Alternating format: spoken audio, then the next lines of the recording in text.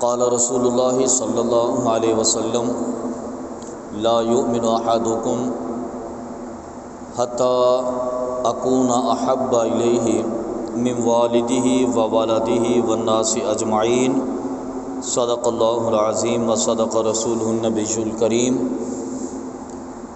وقال رسول اللہ صلی اللہ علیہ وسلم فی مقام آخر لا یؤمن احدکم حتی یکون ہواہ تبعا لما جئت بہ او کما قال رسول اللہ صلی اللہ علیہ وسلم۔ بے پائے حمد و ثنا خالق لم یزل اللہ رب العالمین جل جلالہ کی، بعد ازاں کروڑوں درود و سلام محسن انسانیت سرور انبیاء تاجدار مدینہ حضور سیدنا آقا علیہ الصلوۃ والسلام کی ذات اقدس پر کہ جن کے وسیلہ جلیلہ سے اللہ تعالیٰ نے یہ دین متین عطا فرمایا۔ نبی کریم صلی اللہ علیہ وسلم کی محبت دین کی اصل ہے۔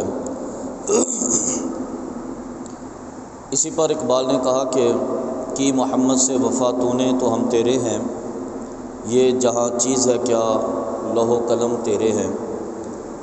یعنی کہ اگر نبی کریم صلی اللہ علیہ وسلم کی محبت کے حقیقی تقاضے مکمل ہو جائیں تو اللہ رب العالمین جل جلالہ انسان کو کامیابی عطا فرما دیتا ہے، بلکہ صرف انسان کو یہ کامیابی نہیں ملتی کہ وہ خدا کی بارگاہ میں مقبول ہو گیا، بلکہ اللہ رب العالمین جل جلالہ کی بارگاہ میں قبولیت انسان کو اس دنیا میں ہر کسی کا محبوب بنا دیتی ہے۔ جیسا کہ حضرت جبریل امین رضی اللہ تعالیٰ عنہ کی ایک روایت ہے، فرمایا کہ جب بندہ اللہ تبارک و تعالیٰ کی بارگاہ میں محبوب ہوتا ہے تو اللہ رب العالمین جبریل امین کو بلاتا ہے اور فرماتا ہے کہ جبریل میں فلاں بندے سے بڑی محبت کرتا ہوں۔ تو جبریل عرض کرتے ہیں کہ اے رب جلیل پھر ہمارے لیے کیا حکم ہے؟ اللہ فرماتا ہے کہ جبریل جب میں اس سے محبت کرتا ہوں پھر تو بھی اس کے ساتھ محبت کر، محبوب ہے نا میرا، تو پھر تو اس کے ساتھ محبت کر۔ تو جبریل عرض کرتے ہیں کہ اے رب ذوالجلال میں بھی اس کے ساتھ محبت کرتا ہوں۔ پھر اللہ فرماتا ہے کہ اب اس پیغام کو لے کر چلا جا اور تمام فرشتوں کو حکم دے دے۔ جبریل امین مالا الاعلیٰ کے فرشتوں میں جاتے ہیں۔ جبریل امین عرش کو سہارا دینے والے فرشتوں کے پاس جاتے ہیں، بلکہ ساتوں آسمان پر جتنے بھی فرشتے موجود ہیں سب کے پاس جاتے ہیں، دنیا میں جتنے فرشتے ہیں سب کو بتاتے ہیں کہ یہ بندہ خدا کی بارگاہ میں محبوب ہے، اللہ اس سے محبت کرتا ہے، میں بھی اس کے ساتھ محبت کرتا ہوں۔ تو تمام فرشتے پھر اس کے ساتھ محبت کرنے لگتے ہیں، حتیٰ کہ پھر اللہ تبارک و تعالیٰ کی بارگاہ سے حکم آتا ہے کہ جبریل جا کر پوری دنیا میں اعلان کر دو۔ تو جبریل امین پھر دنیا میں آتے ہیں، اور جبریل امین جب اعلان کرتے ہیں تو سوائے انسانوں کے ان کا اعلان ہر کسی تک پہنچتا ہے۔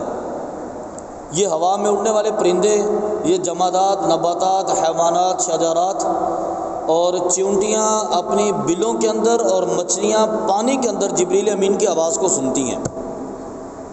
جبریل امین اعلان کرتے ہیں کہ فلاں بندہ خدا کا محبوب ہے، میں بھی اس کے ساتھ محبت کرتا ہوں، اور اللہ کی محبت کی وجہ سے، میری محبت کی وجہ سے تمام فرشتے بھی اس کے ساتھ محبت کرتے ہیں۔ تو اے اہل زمین، اللہ کا حکم ہے کہ تم بھی اس کے ساتھ محبت کرو۔ پھر جبریل امین جا کر اللہ کی بارگاہ میں عرض کرتے ہیں کہ رب ذوالجلال تیرے حکم سے اب تو بھی اس کے ساتھ محبت کرتا ہے، آسمانوں کے فرشتے بھی اس کے ساتھ محبت کرتے ہیں، مالا الاعلیٰ کے فرشتے بھی اس کے ساتھ محبت کرتے ہیں، عرش والے فرشتے بھی اس کے ساتھ محبت کرتے ہیں، فرش والے فرشتے بھی اس کے ساتھ محبت کرتے ہیں، اور تو اور اے رب ذوالجلال تیرے حکم کے بعد پوری کائنات کی ہر قسم کی مخلوق اس بندے کے ساتھ محبت کرتی ہے، ہر قسم کی مخلوق اس بندے کے ساتھ محبت کرتی ہے۔ اور یہ کیوں ہوتا ہے؟ اس لیے کہ وہ بندہ اللہ رب العالمین کی بارگاہ میں مقبول ہو جاتا ہے۔ اور بندہ اللہ کی بارگاہ میں کیوں مقبول ہوتا ہے؟ وہ نبی کریم صلی اللہ علیہ وسلم کی اتباع کی وجہ سے اور نبی کریم صلی اللہ علیہ وسلم کی محبت کی وجہ سے مقبول ہوتا ہے۔ ایک تو حضور کی اتباع بندے کے پاس ہونی چاہیے، اور دوسرا حضور کی محبت بندے کے پاس ہونی چاہیے۔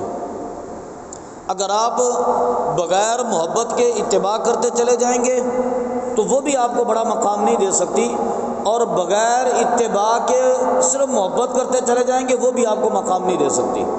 دونوں کام ہونے چاہیے، اتباع ہے تو محبت بھی ہونی چاہیے، محبت ہے تو اتباع بھی ہونی چاہیے، دونوں چیزیں ہونی چاہیے۔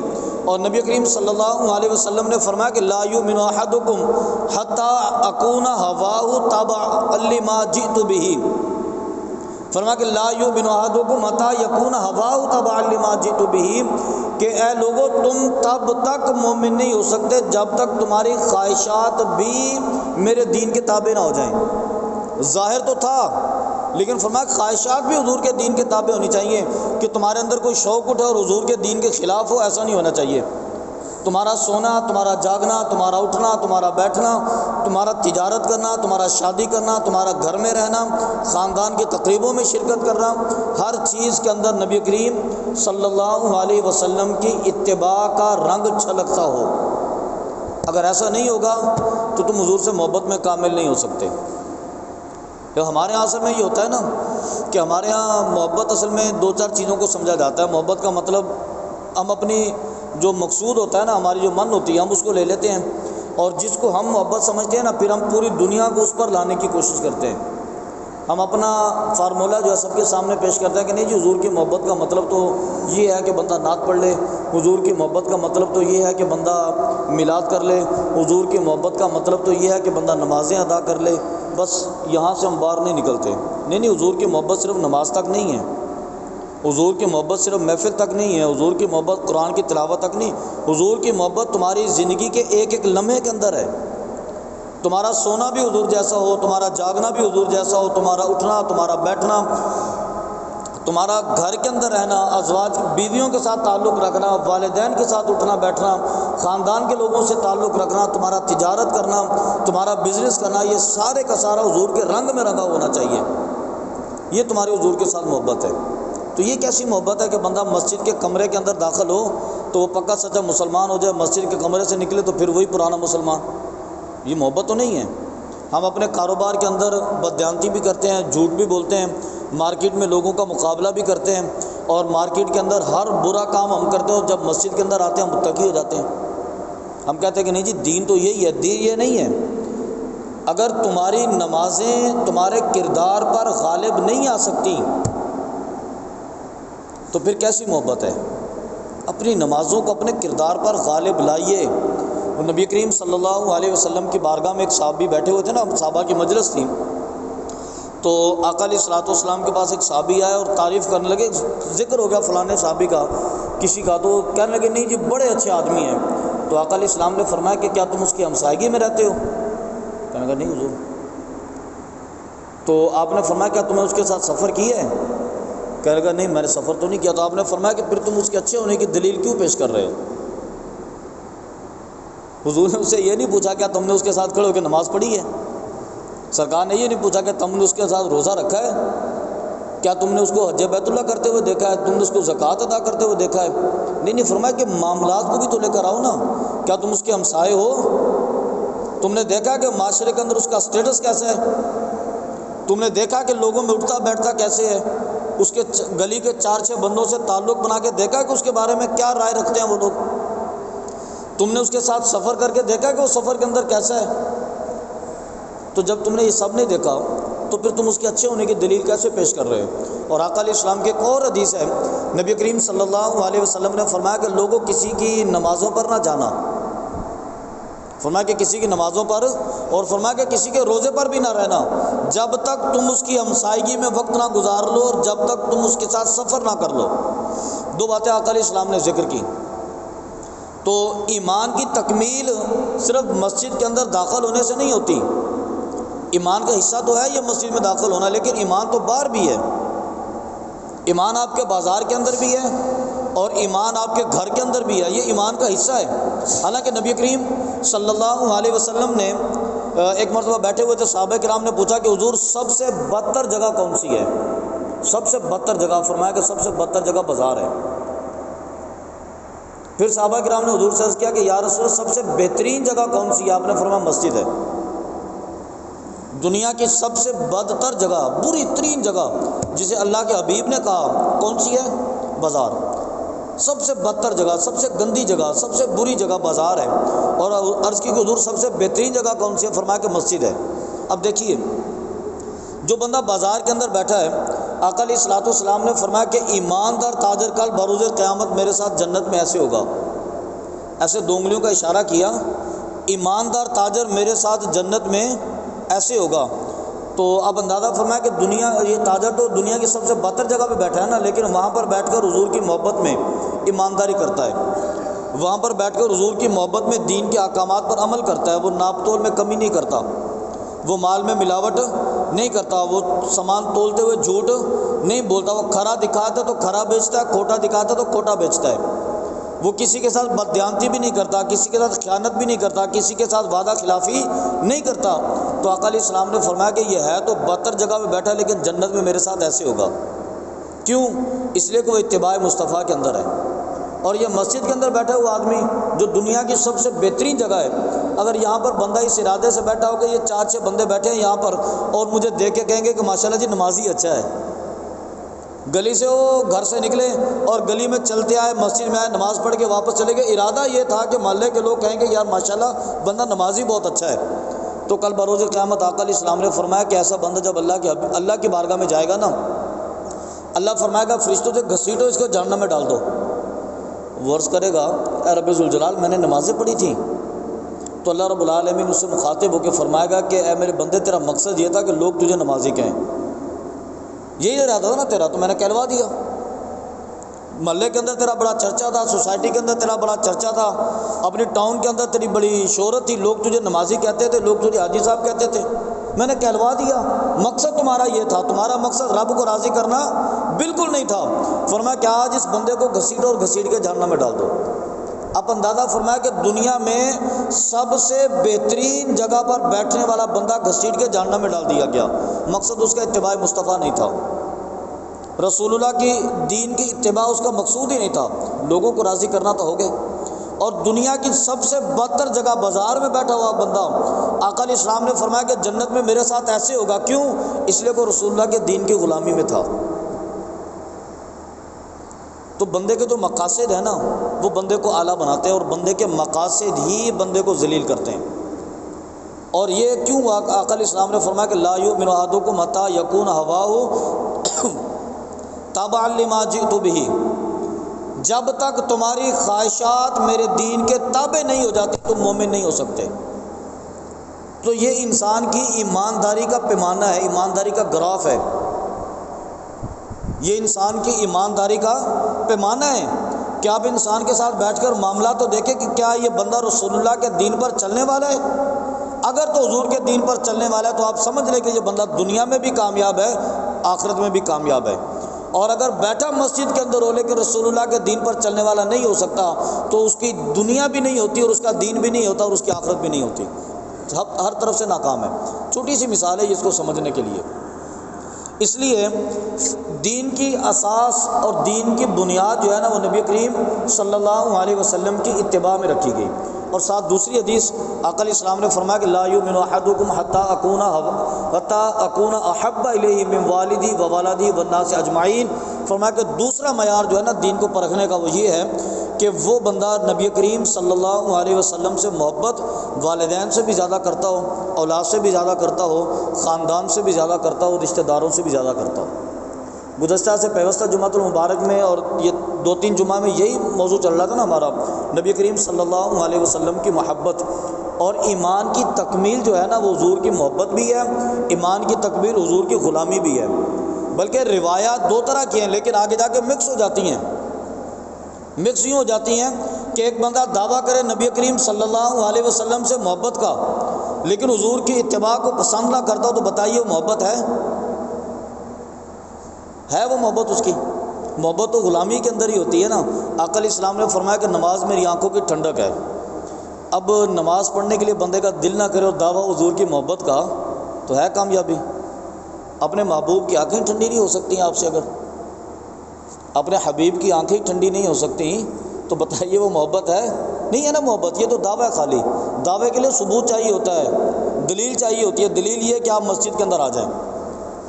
اگر حضور سے محبت ہے تو دین، آقا علیہ الصلوۃ والسلام کے فرامین، حضور کا قرآن تمہارے کاروبار میں نظر آنا چاہیے، تمہارے اقوال کے اندر نظر آنا چاہیے، تمہاری آنکھوں میں نظر آنا چاہیے۔ حضور کے اقوال، حضور کے افعال تمہارے ہاتھوں میں نظر آنے چاہیے، تمہارے کردار میں نظر آنے چاہیے، تمہارے خاندان میں نظر آنے چاہیے، کیونکہ تم حضور سے محبت کا دعویٰ کرتے ہو، تمہیں ثبوت دینا ہوگا۔ حضرت عمر نبی کریم صلی اللہ علیہ وسلم کی بارگاہ میں بیٹھے ہوئے تھے، جب آقا علیہ السلام نے یہ فرمایا تو حضرت عمر، روایت کے اندر آتا ہے کہ گھر سے دوڑتے ہوئے عرض کی، حضور میں نے آپ کی محبت کے سامنے اپنے والدین کی محبت کو رکھا ہے، آپ کی محبت زیادہ ہے۔ آپ کی محبت کے سامنے اولاد کی محبت بھی میں نے رکھی ہے، آپ کی محبت زیادہ ہے۔ آپ کی محبت کے سامنے خاندان کی محبت رکھی ہے، آپ کی محبت زیادہ ہے۔ آپ کی محبت کے سامنے میں نے اپنے تجارت کو بھی رکھا ہے، آپ سب کی محبت زیادہ ہے۔ لیکن حضور جب میری بات آتی ہے تو پھر میری محبت شش و پنج میں آ جاتی ہے، میں فیصلہ نہیں کر پاتا۔ تو آقا علیہ السلام نے حضرت عمر کے سینے پہ ہاتھ رکھا۔ حضرت عمر کہتے ہیں کہ اس کی ٹھنڈک میں نے اپنی پشت میں محسوس کی۔ میں نے کہا الآن، میں نے کہا حضور اب آپ کی محبت غالب آ گئی ہے مجھ پر، میری محبت کے مقابلے میں آپ کی محبت غالب آ گئی۔ تو آقا علیہ السلام نے فرمایا کہ الآن یا عمر، عمر تو اب دین پر کامل ہوا ہے، اب تیرا ایمان مکمل ہوا ہے۔ تو آپ اندازہ فرمائیں کہ ایمان کی تکمیل حضور کی محبت میں بھی ہے اور ایمان کی تکمیل حضور کی اطاعت کے اندر بھی ہے، اور یہ دونوں چیزیں آگے جا کے مل جاتی ہیں۔ ہمیں اسٹارٹ کے اندر دو لگتی ہیں چیزیں کہ شاید اتباع مصطفیٰ اور ہوگی، محبت مصطفیٰ اور ہوگی، لیکن یہ دو راستے آگے جا کر ایک ہی لائن پہ آ جاتے ہیں کہ جس سے حضور سے محبت ہوگی وہ حضور کی اتباع کے اندر داخل ہو جائے گا، اور جو حضور کی اتباع میں ہوگا وہ در حقیقت حضور کی محبت کے اندر ہوگا۔ یہ راستے جدا نہیں ہیں۔ محبت مصطفیٰ اطاعت مصطفیٰ کا نام ہے، اور اطاعت مصطفیٰ محبت مصطفیٰ کا نام ہے۔ ان دونوں کے درمیان میں کوئی تقسیم نہیں ہے، ان دونوں کے درمیان میں کوئی تفریق بھی نہیں ہے، دونوں کے راستے جدا بھی نہیں ہیں۔ حضرت عمر رضی اللہ تعالیٰ عنہ کے زمانہ اقدس کی بات ہے کہ یہ حضرت وہ عمر تھے کہ جن کے ایمان کی تکمیل کی گواہی حضور نے دی۔ فرمایا کہ الان عمر تیرا ایمان اب مکمل ہو گیا ہے۔ تو حضرت عمر رضی اللہ تعالیٰ عنہ بیٹھے ہوئے تھے، اچانک، یہ ان کے دور خلافت کی بات ہے، اچانک مدینے کے اندر شور اٹھا کے بلال آ گئے۔ حضرت عمر رضی اللہ تعالیٰ عنہ جلدی سے اٹھے اور آپ اپنے جو دروازہ تھا نا اس کے سامنے جا کے کھڑے ہو گئے۔ بلال آئے تو آپ نے کھڑے ہو کے ان کا استقبال کیا، اور حضرت بلال رضی اللہ تعالیٰ عنہ کو آپ لے کر آئے ہاتھ سے پکڑ کر، اور لا کر اپنی کرسی پر بٹھا دیا۔ حضرت بلال انکار کرتے رہے، کہنے لگے کہ امیر المومنین کہاں پر آپ کا مرتبہ، کہاں آپ کا مقام، اور کہاں مجھ جیسا بلال جسے لوگ حبشی بلال جسے لوگ کالا کہتے ہیں، تو میرے ساتھ تو لوگ بات کرنا بھی فخر نہیں سمجھتے، اور آپ امیر المومنین ہیں، اتنا بڑا رتبہ مجھے دے رہے ہیں۔ تو آپ نے فرمایا کہ خاموش ہو جا بلال، تیرا مقام بارگاہ رسالت میں نے دیکھا ہے، تو محبت میں ہم سب سے جیتا ہوا ہے۔ ہم تو باتیں کرتے تھے حضور سے محبت کرنے کی، اور تم حضور سے محبت کرتے تھے، تم نے محبت کر کے دکھائی آقا علیہ الصلوۃ والسلام کے ساتھ، اس لیے خاموش۔ فرمایا کہ تیرا مقام ہم نے حضور کی بارگاہ میں دیکھا ہے۔ جب مکہ فتح ہوا تو حضرت بلال رضی اللہ تعالیٰ عنہ نبی کریم صلی اللہ علیہ وسلم کے ساتھ تھے۔ آقا علیہ الصلوۃ والسلام نے فرمایا کہ بلال خانہ کعبہ کی چھت پہ کھڑا ہو جا اور جا کر اذان دے۔ ایک صحابی آگے ہوئے اور جا کر انہوں نے حضور کی بارگاہ میں عرض کیا کہ اگر آج بڑے بڑے سردار ہیں ہمارے پاس، امیر ترین لوگ ہیں، لباس میں بھی بڑے اچھے ہیں کسی کے پاس، اور مقام بھی سب کا بلند ہے، اگر آپ بلال کی بجائے کسی اور کو حکم دے دیں، بلال کالا ہے اور ہے بھی غلام، اگر آپ بلال کی بجائے کسی اور کو حکم دے دیں وہ خانہ کعبہ کے چھت پہ کھڑا ہو کے اذان دے، تو آقا علیہ السلام نے فرمایا کہ خاموش، تو مجھے مشورہ دیتا ہے کہ میں بلال کو پیچھے کر دوں؟ تم نہیں جانتے بلال مجھ سے کتنی محبت کرتا ہے۔ فرمایا کہ مکہ کی ریت پر تپتے ہوئے صحرا میں جب اللہ کو پکارنے کی بات آتی تھی تب بلال ہوتا تھا سب کے سامنے۔ فرمایا کہ غزوہ بدر میں تلواروں کے سائے میں مار کھائے تو بلال، فرمایا کہ احد کے اندر اگر تلواروں کے سائے میں کھڑا ہو کر میری چوکیداری کرے تو بلال، غزوہ احزاب میں بھوکے پیٹ میرے برابر کھڑے ہو کے کھدائی کرے تو بلال، اور آج جب اللہ تبارک و تعالیٰ نے ہمیں عزت عطا کی ہے اور تم کہتے ہو کہ میں بلال کو پیچھے کر کے کسی اور کو خانہ کعبہ کی چھت پہ کھڑا کر دوں۔ قربانیاں دی ہیں اس نے میرے دین کے لیے، اس نے جد و جہد کی ہے میرے دین کے لیے۔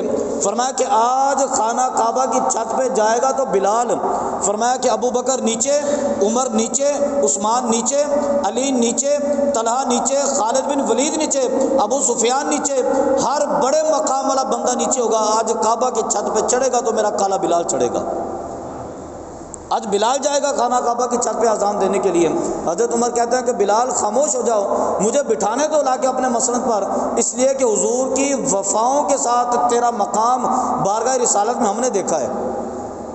تو آقا علیہ الصلوۃ والسلام کے ساتھ محبت انسان کو عزت دیتی ہے، حضور کے ساتھ محبت انسان کے دین کی تکمیل کا ذریعہ بنتی ہے، اور انسان کے دین محبت دعویٰ ہوتی ہے، اس کا ثبوت حضور کی اتباع ہوتا ہے۔ تو نبی کریم صلی اللہ علیہ وسلم کی اتباع، آقا علیہ الصلوۃ والسلام کے نقش قدم پر چلنا، یہ انسان کی کامیابی کا راز ہوتا ہے۔ تو اس لیے آقا علیہ الصلوۃ والسلام کی اتباع بھی کریں، حضور سے محبت کا ثبوت ہے، حضور سے محبت کریں، یہ آقا علیہ الصلوۃ والسلام کی اتباع کا ذریعہ ہے۔ اللہ رب العالمین کی بارگاہ سے دعا ہے کہ اللہ تعالی ہمیں صراط مستقیم پر استقامت عطا فرمائے، اور اللہ تبارک و تعالی نبی کریم صلی اللہ علیہ وسلم کے ساتھ محبت کرنے کی توفیق عطا فرمائے، اور محبت کو نبھانے کی توفیق عطا فرمائے۔